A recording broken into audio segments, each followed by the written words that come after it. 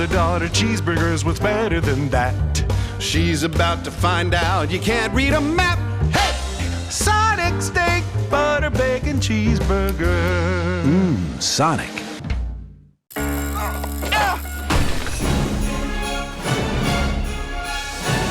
Excuse me, are you getting that? No.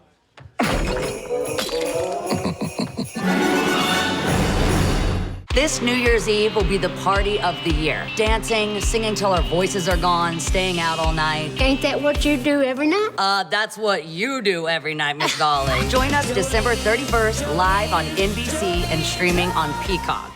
If your home is like mine with all of the gift giving of the holiday season, sure, there's something for every person under the tree, but the pets in our family also get included in the holiday giving, so it's a good time for us to take a minute and talk with Dr. Randy Hammon from Northgate Animal Hospital. He can kind of play Santa Claus a bit for us this morning and give us some safe ideas to give our kittens and puppies out there. So good morning to you, Randy.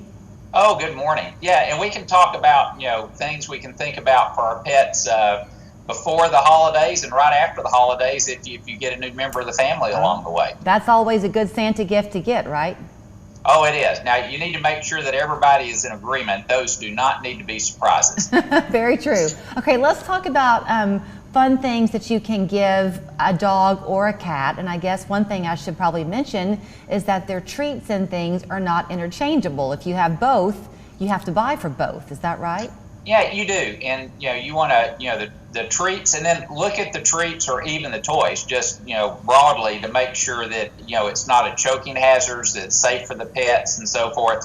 So you kind of, you want to buy pet safe treats and also end up buying pet safe toys, because some of the treats, can be an issue, as far as, how the pet ingest those, or how they chew them up, or, does it come off in small pieces, big pieces, things along those lines. Okay, in terms of an actual treat, not a toy, something that you've taught me over the years is that as far as a dog is concerned, just a piece of kibble, an extra piece, is treat enough sometimes for them.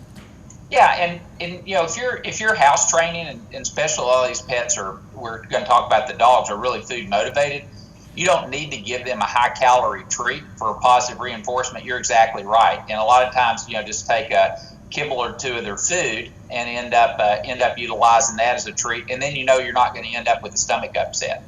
What about with kittens or cats? Can they have treats? Little tuna pieces? They can, and everybody knows about catnip, and that's fun to watch the cats do that. And there are some treats that the cats really enjoy and so forth. But I jokingly say cats aren't small dogs, so it's not like you're going to treat your cat going to the litter pan. They'll usually end up, as long as you have everything set up, that usually works out. The cat can figure that out on its own. Let's talk a bit about what to do if you do get a puppy or have a new puppy at the house, because chewing is a real part of how they learn, isn't it? So is getting the right chew toy important for them? It is, and they're going to be chewing for two reasons: for entertainment purposes, which can end up being a challenge for us. But also remember, if the puppy's really young, they're teething, and their final tooth, their canine tooth, doesn't come in until they're about 5 to 6 months of age. And quite frankly, cats are the two.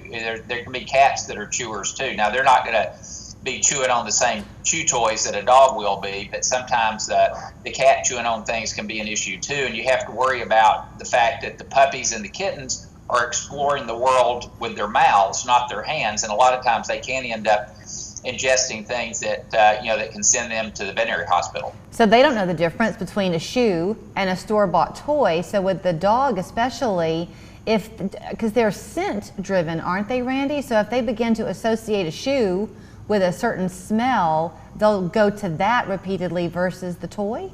Yeah, they can, and you just want to make sure they understand, the whole house is not a chew toy. It's not like the, pillows, furniture. They need to understand, what's chewable and what's not. So absolutely, that's going to be a training regime, and really you've got to, remove the temptations and don't leave the pets unattended, while they're trying to figure this out, or you're going to be disappointed, and then scolding the pet after the fact really is not going to do any good. The pet's not going to have any idea what you're talking about. Okay, I'll quit asking you so many questions and let you go on down your list, Santa Claus. Yeah, What else should we know? So really, over half the people get their pets gifts, which is exciting. The pets are excited about it, and they might not really truly understand the holidays, but they love the attention and so forth. And you maybe want to pick gifts for your pets that physical gifts that help the pets. We talked about the treats, the dental treats, chew toys, things along those lines.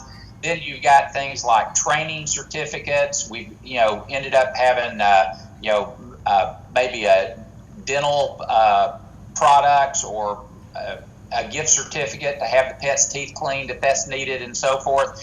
And then, some people just do credits on their pet's account for things that they've been saving up for. So you want to do things that can help the pet in the future, help the pet immediately.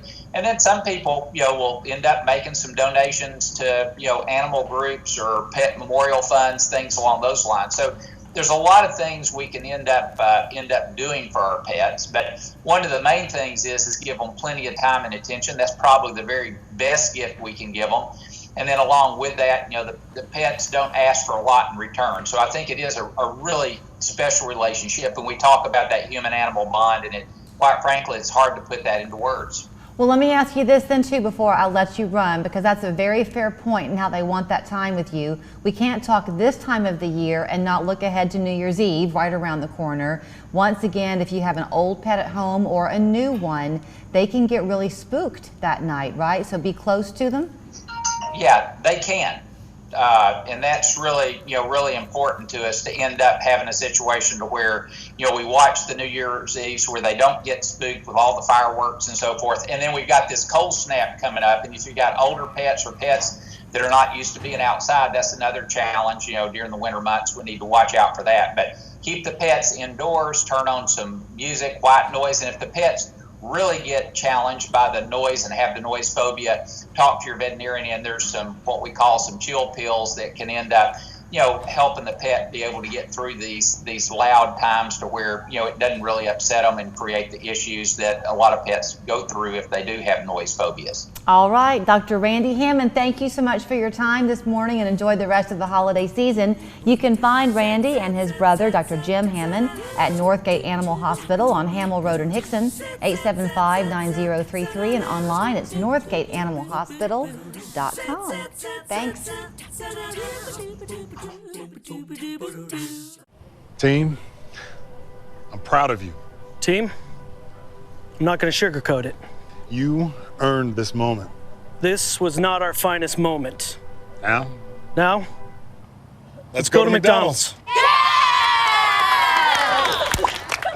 Winning tastes so good, but so does not winning. Right now, get the perfect winning bundle. 20-piece chicken McNuggets and a basket